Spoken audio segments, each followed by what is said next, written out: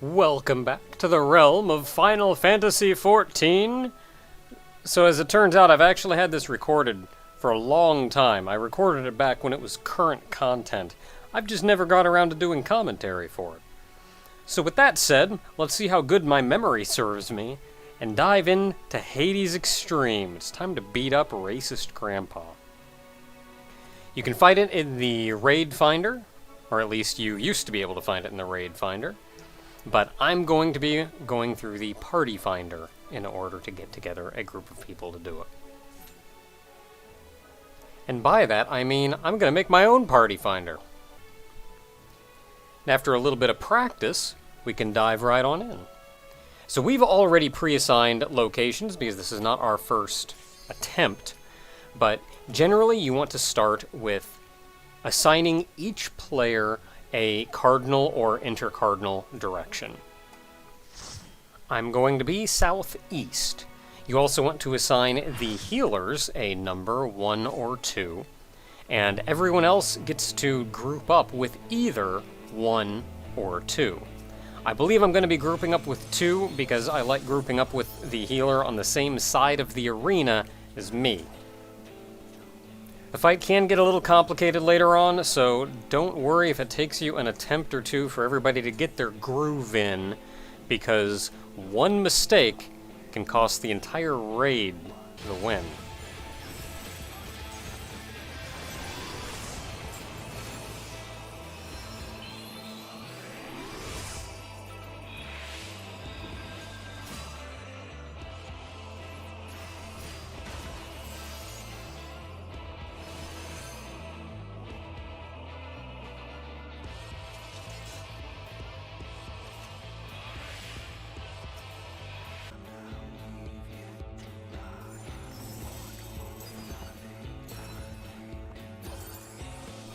So this fight has like 10,000 different phases to it.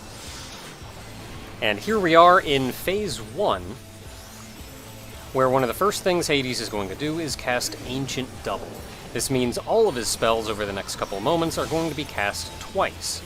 Shadow Spread means we all have to move to our assigned locations around him, mine being the southeast, because a conal AoE is going to come out at each of us, and you don't want to overlap. Now keep an eye on where the safe spots were, because as I mentioned, this is going to be cast twice. If you keep standing in the same spot, you will probably die. This is going to be followed by Bad Faith, which will put 2 walls up across the arena. You can look at the spikes on them to see which direction these AoEs are going to hit. They're going to knock off 1/4 of the arena each. So stand behind the spikes in order to not get hit.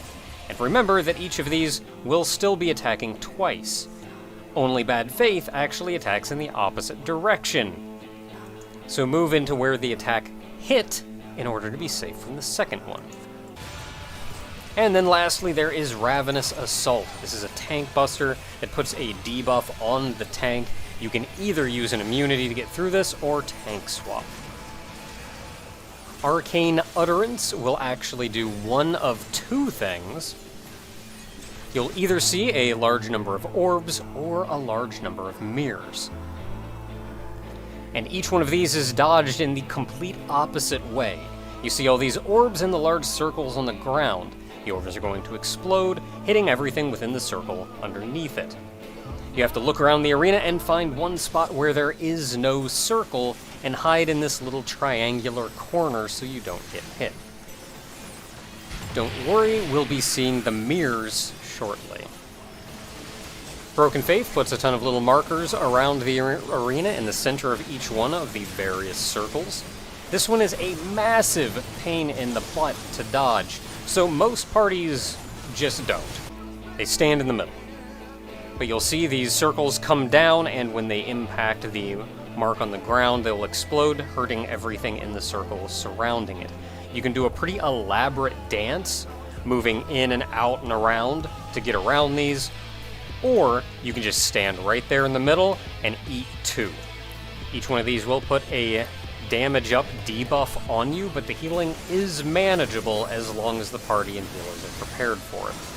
Typically, I find it easier to make it a to take it a little bit easier on the healers, and after I get hit by the first one in the center, I look for the next one to hit on the outside ring, and I move out that way. But if things get a little complicated, because I know these rings all overlap, and I see maybe the one next to it coming down, then I don't worry about it, just stay in the middle. There are the mirrors, so this one works the exact opposite way. Whereas the spheres all exploded in the circles surrounding them, the mirrors will be shooting out a directional AoE in the direction the mirror is facing. You see all of them facing towards the center of the arena, which means all of them will be shooting a massive directional AoE across the entire arena. There's even one in the middle of the arena. So what you do is you look for the one mirror that isn't there. You look for the open spot around the edge of the arena. Just like with the circles. The only difference being, one of the mirrors is going to be hitting this open spot, so you move to the opposite side of the arena and hide behind that mirror. Since there is no mirror opposite this one, you're safe. We're going back to the beginning with another shadow spread, so make sure everybody gets to their locations and get ready for the double dodge. Bad Faith returning. Again, remember the double dodge by this point, especially when farming or grinding to get my first clear, my brain generally shuts off, and I'll get hit by that second one sometimes. But as long as you defeat him quickly enough, that will end Phase 1.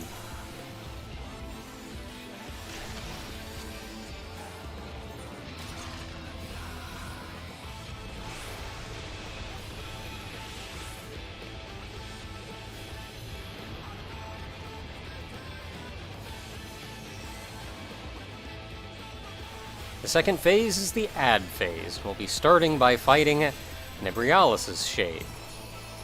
A couple things are going to be happening at about the same time here. Nebrialis is going to be casting Quake. This is a very long cast, and the amount of damage that it does is proportional to the amount of HP he has left.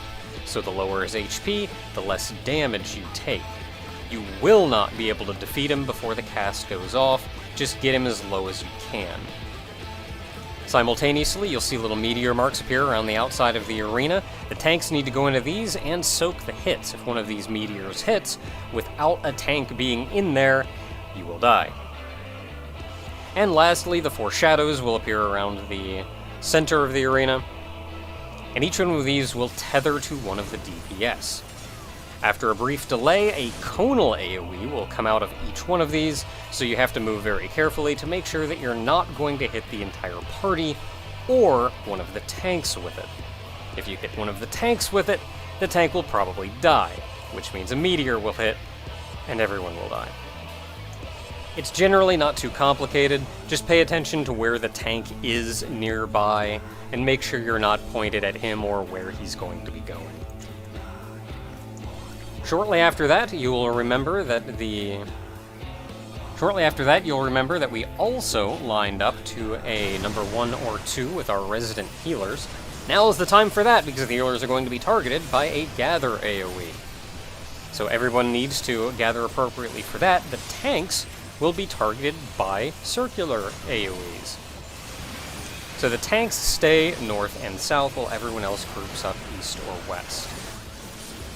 Around this time, Quake goes off, hopefully you do not die, and we can move on, not to the next phase, but the next add. Or 2, to be specific. So the first thing they'll do is cast a Blizzard Spear and Fire Spear.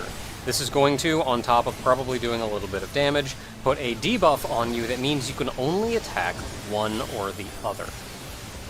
I have a hard time remembering which one it is that I'm supposed to attack, so typically what I do is I always attack the one on the left. Always. There's a brief amount of time where you can damage that add no matter what, before their cast goes off. And then I just keep an eye on the damage that I'm doing. And after their cast goes off, if I see it says that they are now invulnerable, I swap targets. This will probably work for melee too, as long as you stay near the center of the arena. Of course, tanks also have to make sure that they're tanking the correct add. And as usual, these adds will tether together and get a massive buff if they're too close together. As long as you don't move them from where they spawned in, you should be fine. Shortly into the fight, 4 shadows will appear on the outside edge of the arena, each one tethering random players to fire to ice. The tanks will need to quickly run out and grab a tether of their opposite color, and the healers will need to do the same. Make sure you don't get too close to the party with these, because after a brief delay, the target will explode for an amount of damage. These ads do also have mini tank busters the tanks need to be prepared for, and after an amount of time, they will once again cast Fire and Blizzard Sphere, swapping their vulnerabilities, so which means you're going to have to attack the other ad. This also means a tank swap is in need. One more tank buster on each one, and they should be going down soon. That's the second ad done. Now for ad phase 3.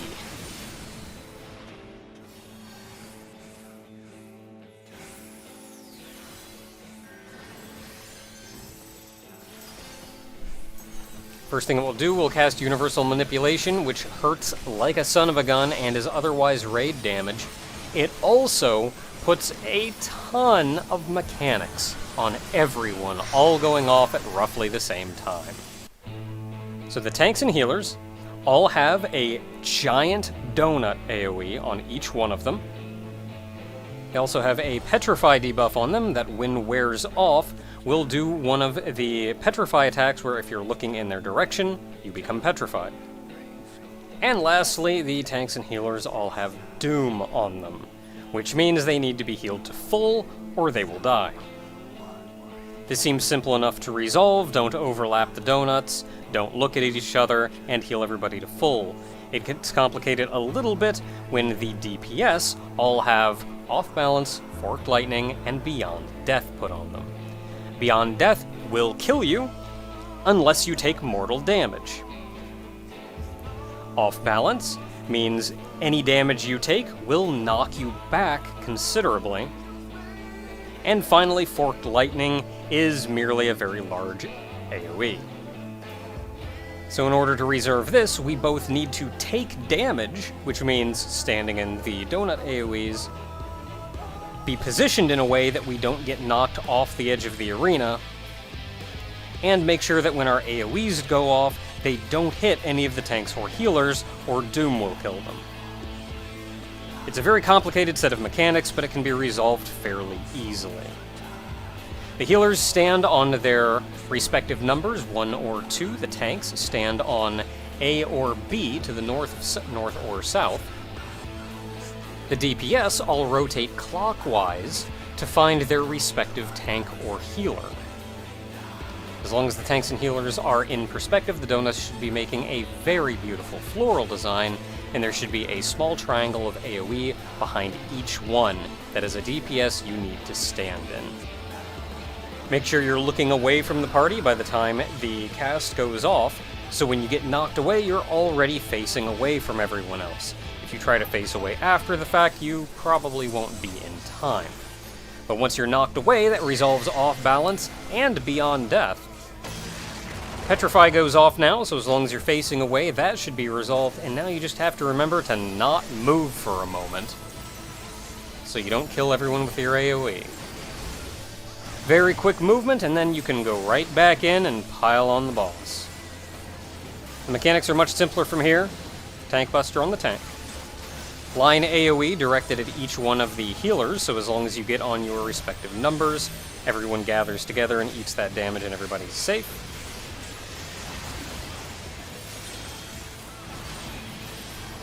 Raid damage.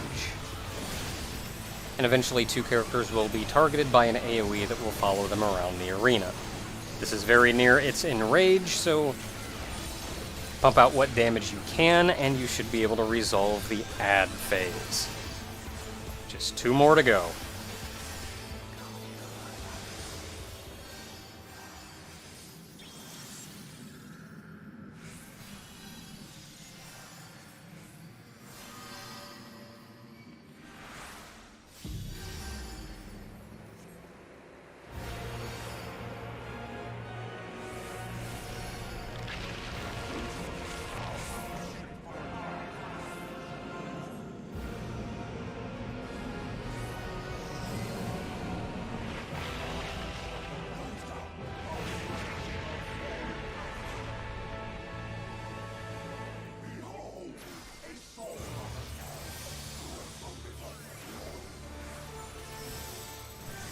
These last two phases are notably easier than the ones that have come before it. You'll start by seeing the meteor AoEs appear around the edge. This means the tank needs to run into those and eat the meteors as they land, and the tanks are just going to kind of be doing that while we heck around with a lot of other things in the middle. One of the healers is going to be targeted by a very large AoE, so they're going to want to haul that away from the party so they don't hit anyone else. Once that large AoE goes off, that healer will be sucked into a large jail in the center of the arena, which you have to DPS down to free the healer. Again, the Martyr has a Gather AoE appearing on top of both healers, and a large Ice AoE appearing on top of each of the DPS. This is resolved fairly simply, just like before. Everyone goes to their respective locations except for the tanks, which rotate in order to pair up with the healers.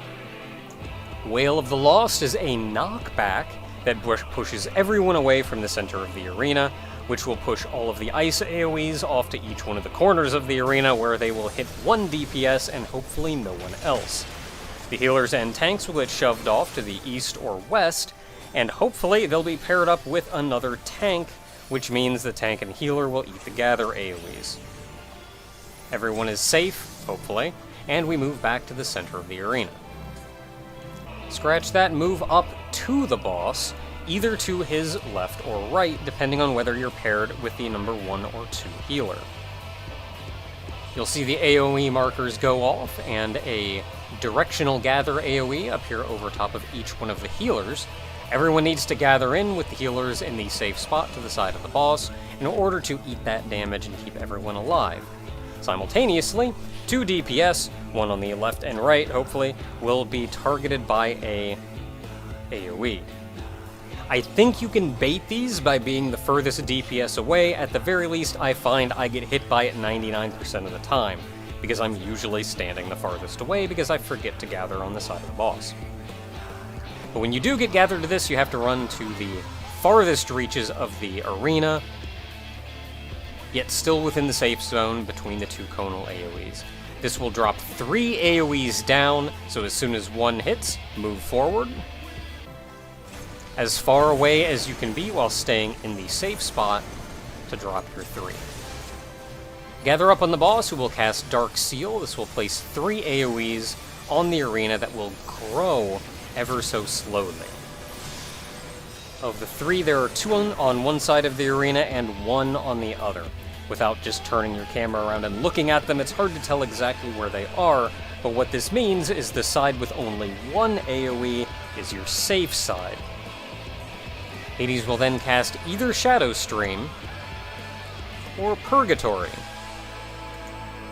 If you cast Shadow Stream, you want to dodge to one side or the other of the arena. He's going to do a directional attack right down the center of the arena. Purgatory is the opposite, where you want to stay in the center.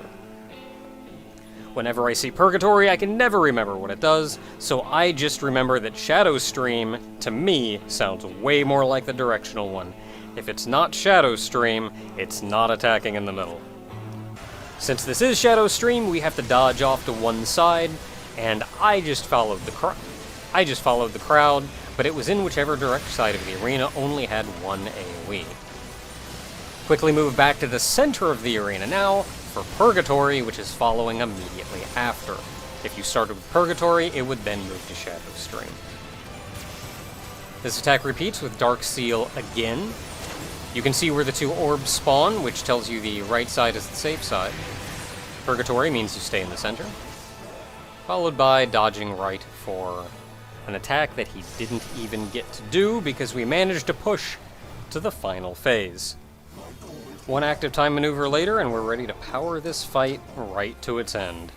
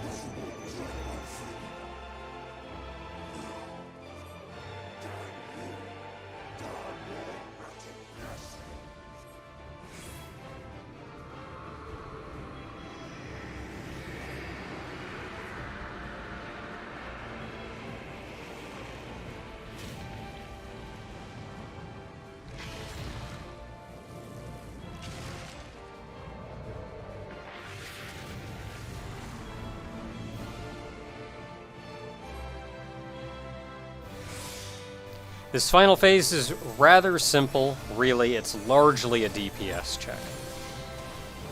The first thing the boss will cast is Dark Current. This will cause a couple of AoEs to appear on the side of the arena, and they will move across the arena.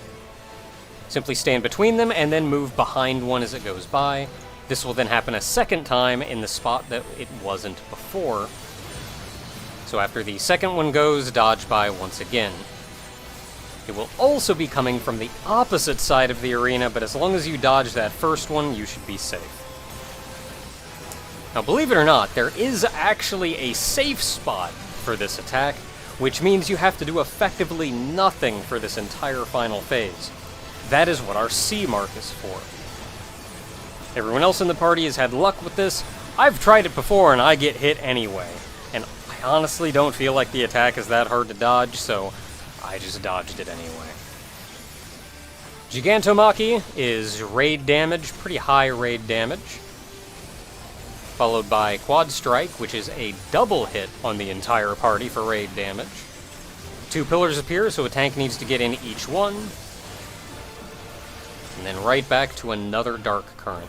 We're going to see all of those mechanics repeat a second time. With the additional fun of just before this Dark Current went off, a raid damage attack went off with no cast time that put a bleed effect on everyone in the party, so you're going to be taking damage through the rest of the fight. Dodge Dark Current just as you did before. Heal up for another Gigantomachy. And another Quad Strike. And 2 more pillars. A refresh of your bleed. And right before the end, you will begin casting one final Gigantomachy. This has a very long cast time, but it is also the hard in rage. If he's not defeated before this cast goes off, you die. Thankfully, we did it with plenty of time to spare. With Hades taken down, you're of course rewarded with a weapon and a totem. 10 totems can be turned in for one of the weapons.